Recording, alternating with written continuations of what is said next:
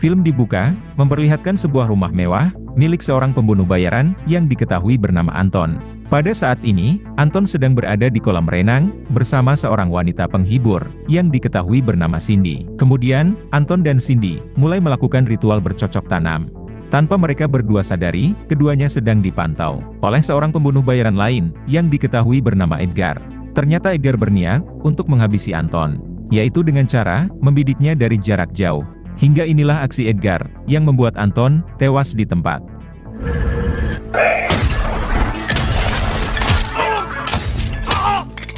Ternyata Edgar tidak bertindak sendiri, ia dibantu oleh rekan-rekannya, yang juga pembunuh bayaran. Termasuk juga Cindy, yang ternyata bukanlah seorang kupu-kupu malam, melainkan seorang pembunuh bayaran. Mereka semua ditugaskan oleh si ketua organisasi, untuk menghabisi Anton.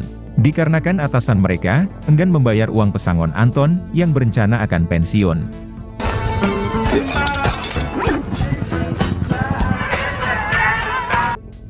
Lalu adegan film berpindah, memperkenalkan kita dengan Duncan, seorang pembunuh bayaran senior yang dijuluki Kaisar Hitam.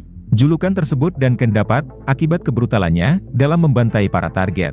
Diketahui kalau Duncan tidak pernah gagal menjalankan misi sesulit apapun. Meskipun dalam misinya tersebut, tak jarang Duncan mengalami cedera serius, di luar maupun di dalam tubuhnya.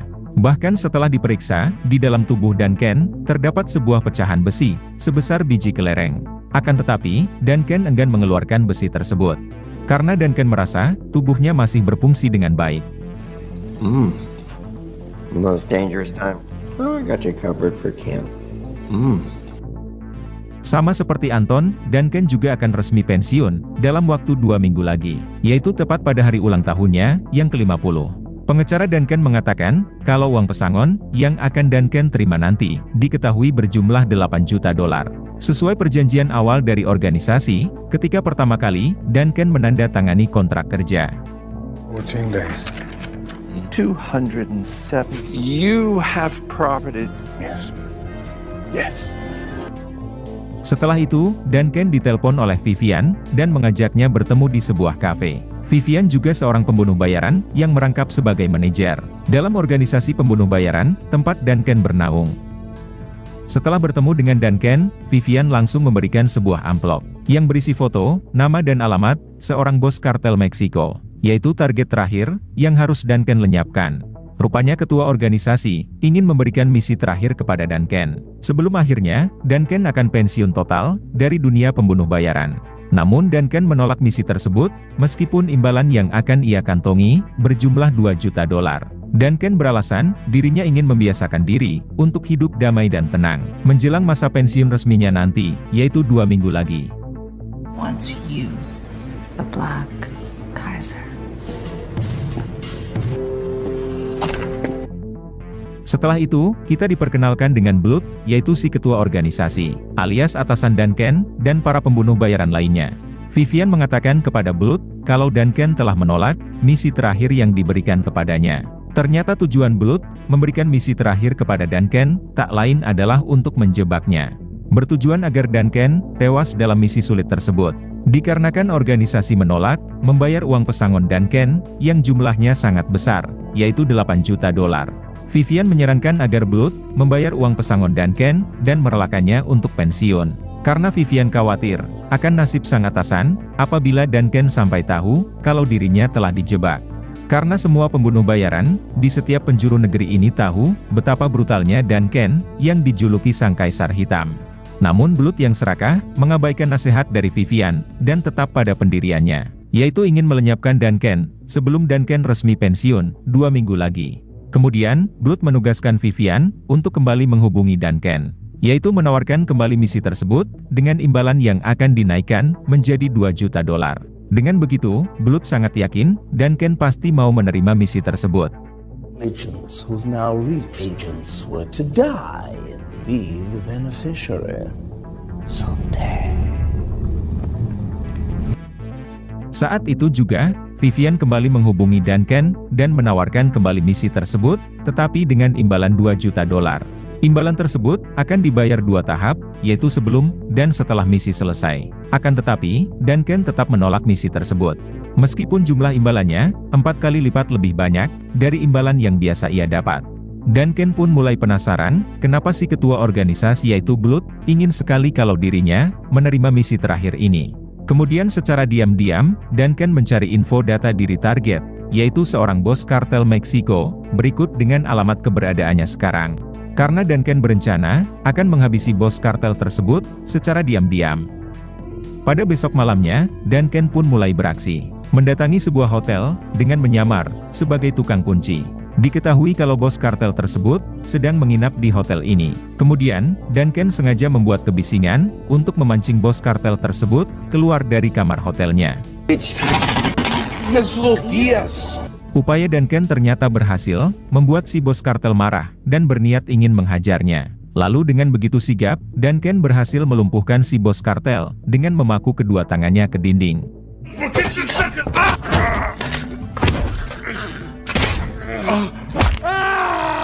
Kemudian, Duncan membantai semua anak buah si bos kartel. Setelah itu, Duncan masuk ke dalam kamar si bos kartel, dan mendapati kartu nama dirinya di sana. Dugaan Duncan ternyata benar, bahwa misi tersebut adalah sebuah jebakan untuk menghabisi dirinya. Yang mana artinya, ada yang menugaskan bos kartel ini untuk melenyapkan Duncan. Duncan langsung memaksa si bos kartel memberitahu siapa dalang utama yang telah menugaskan dirinya untuk menghabisi Duncan. Akan tetapi, si bos kartel gadungan ini memilih bungkam 1000 bahasa. Sehingga tanpa ragu lagi, Duncan langsung menghabisinya. Setelah itu, Duncan memfoto jasad si target dan langsung menghubungi Vivian. Duncan memberitahu Vivian kalau dirinya bersedia menerima misi terakhir, yaitu menghabisi seorang bos kartel Meksiko. Duncan menyuruh Vivian untuk mentransfer $1 juta sebagai uang imbalan di muka. Mendengar hal itu, tampak Vivian tersenyum lega. Dirinya menyangka Duncan telah masuk dalam jebakan. Tanpa Vivian sadari, dialah yang justru telah masuk ke dalam jebakan Duncan. Tak lama setelah imbalan $1 juta masuk ke dalam rekening pribadinya, Duncan langsung mengirimkan Vivian foto jenazah bos kartel tersebut. Kemudian, Duncan kembali menghubungi Vivian, memberitahu kalau misinya dalam menghabisi target terakhir telah pun berhasil ia selesaikan. Duncan menyuruh Vivian mengirim sisa uang imbalannya, yaitu $1 juta lagi. Bahkan Duncan mengancam akan menghabisi Vivian jika sisa imbalan $1 juta tersebut tidak masuk ke dalam rekeningnya dalam waktu 2 minggu. Mendengar hal itu, tentu Vivian sangat kaget. Karena ternyata, Duncan sudah tahu kalau misi tersebut hanyalah jebakan untuk menghabisinya. Vivian yang panik dan ketakutan langsung mendatangi Blood, melapor kalau Duncan sudah tahu kalau dirinya telah dijebak untuk dihabisi oleh si pemimpin organisasi tersebut. Vivian meminta sang atasan untuk melupakan niatnya dalam menghabisi Duncan, dan bayar saja uang pesangon Duncan yang berjumlah $8 juta, termasuk sisa imbalan misi terakhir sejumlah $1 juta. Namun Blood yang tidak ingin rugi tetap pada keputusannya, yaitu menghabisi nyawa Duncan sebelum sang kaisar hitam tersebut akan resmi pensiun. Untuk melancarkan misinya tersebut, Blood menugaskan para pembunuh bayarannya untuk memburu dan menghabisi Duncan. Para pembunuh bayaran tersebut tak lain adalah Edgar Chase, geng pembunuh bayaran yang waktu itu berhasil menghabisi Anton yang juga berniat akan pensiun dari organisasi naungan Blood. Duncan yang tahu kalau dirinya sedang diburu memutuskan untuk mengasingkan diri di rumah persembunyian rahasianya.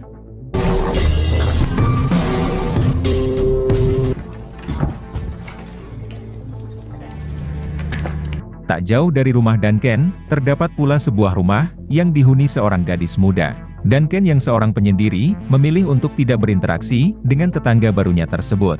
Tetangga Duncan ini diketahui bernama Maya. Setelah beberapa hari tinggal di sana, Duncan mulai menyadari kalau Maya tinggal seorang diri. Selain itu, Duncan juga sudah mulai menaruh simpati terhadap Maya yang sepertinya sedang mengalami depresi. Terlihat dari gelagat Maya yang sering melamun dengan raut wajah murung dan sedih. Beberapa kali Duncan dan Maya berpapasan di berbagai tempat. Sehingga pada akhirnya, keduanya pun saling berkenalan. Yes.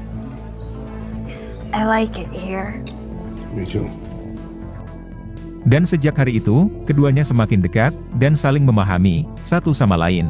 Bahkan sejak mengenal Duncan, Maya sudah jarang melamun, murung dan juga sedih. Begitu juga sebaliknya, Duncan yang tadinya penyendiri, kini lebih sedikit terbuka, dan murah senyum. Duncan juga sering membantu Maya, dan membelikannya hadiah. Bahkan, Duncan juga mengajari Maya, cara menembak yang benar, yaitu sebagai bekal, untuk melindungi dirinya. Mengingat, Maya tinggal sendirian di rumahnya. Tapi pistol milik Duncan, malah membuat Maya kembali bersedih. Yang mana hal tersebut, mengingatkan Maya, akan masa lalunya yang kelam. It's okay. I'll get you something else.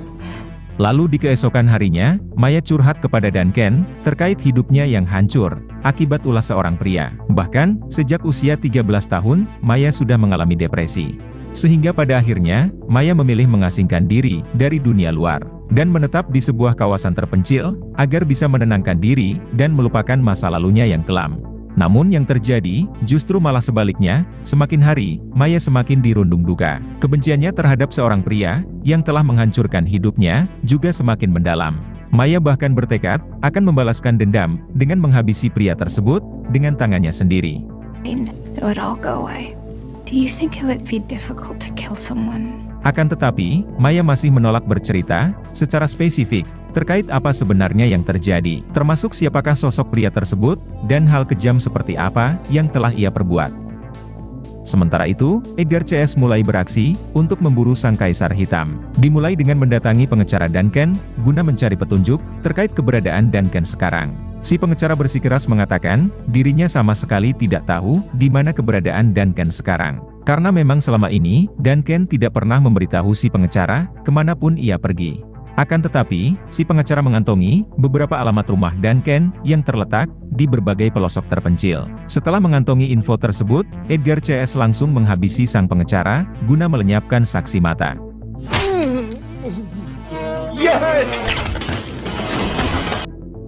Setelah itu, Edgar CS mulai berpencar, mendatangi kediaman Duncan, satu persatu. Karena waktu yang mereka punya, untuk bisa menghabisi Duncan, hanya tinggal seminggu lagi. Setelah itu, Duncan akan resmi pensiun, dan organisasi terpaksa membayar uang pesangon Duncan. Orang-orang yang menyewa rumah Duncan, Edgar CS habisi dengan brutal, guna melenyapkan jejak saksi. Mengingat, mereka semua tidak kenal dengan Duncan, apalagi mengetahui alamat keberadaannya. Karena dalam hal transaksi sewa rumah, mereka hanya berurusan dengan pengecara Duncan saja.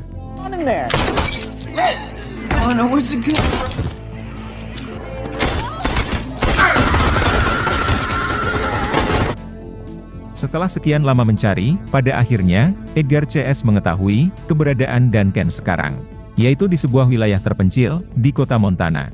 Hal itu diketahui dari transferan terakhir atas nama Duncan, yang ditransfer oleh si pengecara, ke sebuah yayasan yatim piatu, di kota Montana. Tanpa membuang waktu lagi, Edgar CS mulai berangkat, menuju ke alamat yayasan tersebut. Singkat cerita, mereka tiba di yayasan tersebut, dan melihat Duncan, yang kebetulan sedang berada di sana. Mereka semua mulai mengatur strategi, untuk menghabisi Duncan.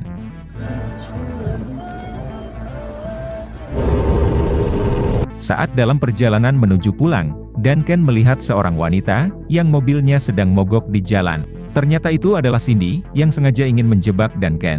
Cindy memohon kepada Duncan, untuk diizinkan, singgah ke rumahnya sebentar, yaitu untuk ke kamar kecil, dan meminjam telepon, untuk menghubungi teman-temannya. Duncan yang tidak tega, langsung menyuruh Cindy, naik ke dalam mobilnya. Setibanya di rumah, Cindy mengatakan kepada Duncan, teman yang ia hubungi, baru bisa datang esok hari. Jadi Cindy meminta Duncan, mengizinkannya bermalam di sana. Duncan yang sedang kesepian, ia pun tak keberatan, mengizinkan Cindy bermalam di rumahnya. Ketika di malam harinya, Cindy berhasil merayu Duncan, untuk bercocok tanam dengannya. Sementara di luar rumah, Edgar sudah mulai bersiap-siap, untuk membidik Duncan, dari jarak jauh. Di saat Duncan dan Cindy, sedang asik bercocok tanam, inilah yang diperbuat oleh Edgar.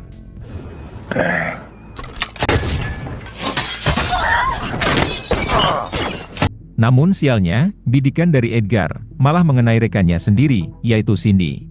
Sementara itu, rekan-rekan Edgar yang lain menyusup ke dalam rumah Duncan, berniat untuk menghabisinya. Tanpa mereka sadari, Duncan sekarang sudah berada tepat di belakang Edgar. Mereka yang berada di dalam menyaksikan Edgar dihabisi oleh Duncan. Seorangnya lagi keluar dari rumah dan berusaha untuk mencari Duncan. Akan tetapi, Duncan-lah yang lebih dulu berhasil menghabisinya. Sekarang yang tersisa, hanya tinggal satu orang lagi, yaitu Lucy. Diketahui kalau Lucy ternyata adalah kekasih Blood, yaitu si ketua organisasi. Kemudian, Duncan menembak lampu di rumahnya, sehingga membuat Lucy terjebak di dalam kegelapan. Namun Lucy tak tinggal diam, ia langsung menyalakan lampu flash untuk mengelabui sensor dari senjata sniper Duncan. Kemudian, Lucy bergegas bersembunyi di balik kulkas. Namun Duncan mengetahui kalau Lucy sedang bersembunyi di balik kulkas. Sehingga pada akhirnya, Duncan berhasil membantai Lucy.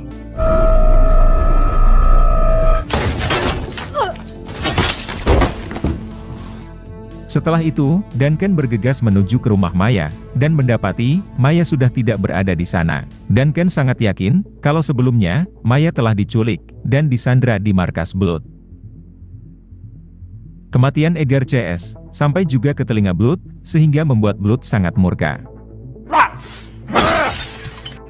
Apalagi, salah satu pembunuh bayaran tersebut adalah pacar Blood sendiri, yaitu Lucy. Sedangkan Vivian sendiri tampak hanya tersenyum sinis. Karena dari awal, dirinya sudah memperingatkan Blood untuk tidak macam-macam dengan Duncan. Vivian sangat yakin, Duncan akan segera datang untuk menghabisi Blood dalang dibalik semua kekacauan ini. Berpindah ke Duncan, yang menemui teman lamanya, yang seorang pembunuh bayaran senior.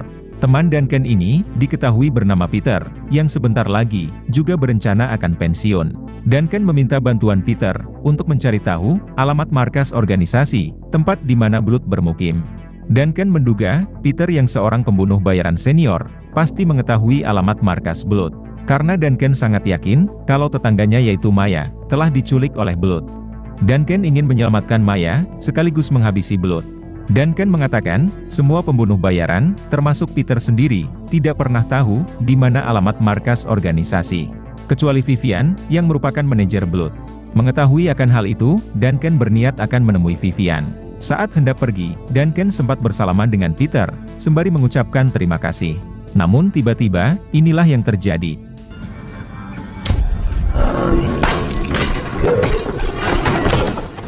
Peter sengaja menempelkan tisu obat bius ke tangan Duncan, yang membuat Duncan seketika tak sadarkan diri.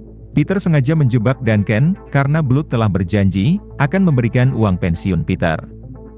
Kemudian, Duncan diborgol di sebuah ruangan, dan bersiap akan disiksa oleh atasannya sendiri, yaitu Blood.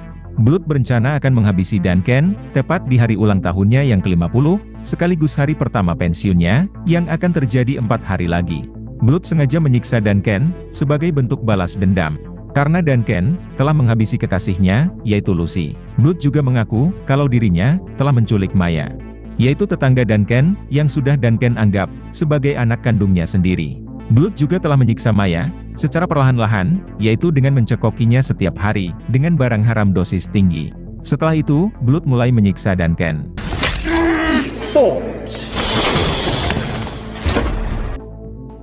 Penyiksaan berlanjut di keesokan harinya, yaitu di hari kedua, yang mana penyiksaan kali ini levelnya sedikit lebih tinggi daripada hari pertama kemarin. Sampai penyiksaan di hari ketiga, tampak Duncan masih bertahan, meskipun di sekujur tubuhnya mengalami luka yang sangat parah. Bahkan, pisau yang digunakan Blood patah dan tertinggal di dalam perut Duncan. Kemudian, Blood lanjut menyiksa dengan menikam mata kiri Duncan. Setelah itu, Blood meninggalkan Duncan yang dalam keadaan sekarat. Karena Blood berencana akan melenyapkan nyawa Duncan di keesokan harinya, alias hari terakhir, sebelum Duncan resmi pensiun. Namun ketika di malam harinya, Duncan mengambil patahan pisau yang tertinggal di dalam perutnya. Dengan patahan pisau tersebut, Duncan berusaha keras untuk membuka borgol di tangannya. Singkat cerita, di keesokan harinya, Blood datang bersama para pengawal untuk mengakhiri hidup Duncan untuk selama-lamanya. Ketika para pengawal mendekat, Duncan langsung membrutal, membantai sebagian dari mereka.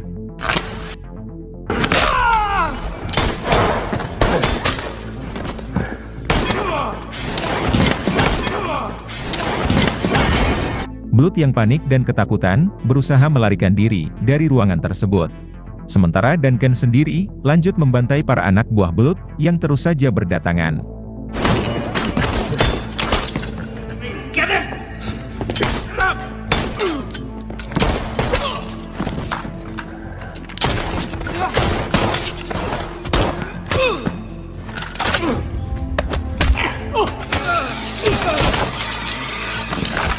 Meski dalam keadaan terluka parah, Duncan tetap mampu membantai mereka semuanya.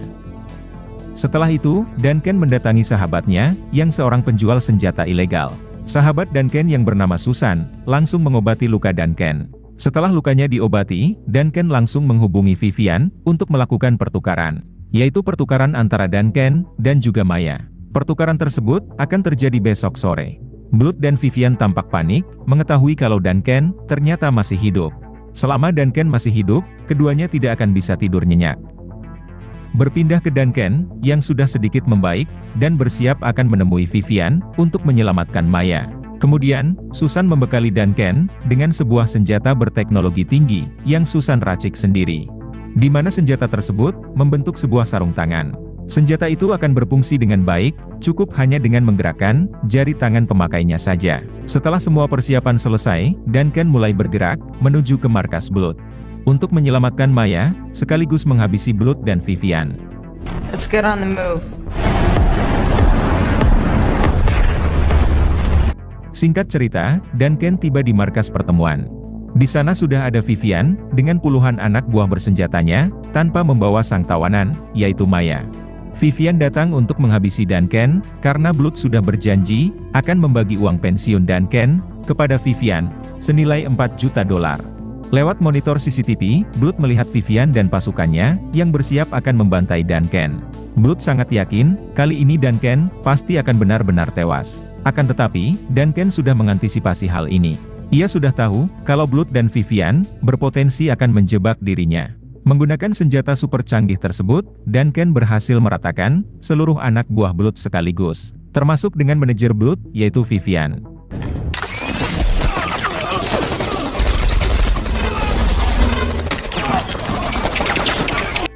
Blood yang tadinya tertawa puas, kini malah menjadi panik dan ketakutan. Ia langsung menyuruh puluhan anak buahnya, yang masih tersisa di markas, untuk bersiap-siap. Karena sebentar lagi, Duncan akan datang, untuk menyelamatkan Maya, sekaligus menghabisi Blood. Namun puluhan anak buah Blood yang masih tersisa, menolak untuk melawan Duncan, karena tidak ingin mati sia-sia. Mereka malah memilih kabur, meninggalkan Blood seorang diri di markas. Dalam posisi terjebak, Blood berusaha menghubungi polisi. Namun upaya Blood sia-sia, karena Duncan yang sudah sampai, langsung membantainya dengan cara brutal.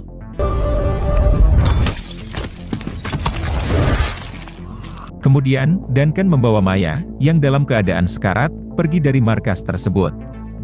Selama berhari-hari, Duncan dengan sangat tulus, merawat dan menjaga Maya.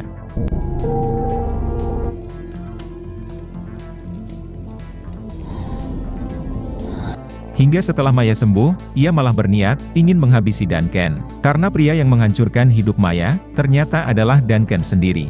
10 tahun yang lalu, Duncan telah membantai seluruh keluarga Maya, dan hanya Maya yang selamat.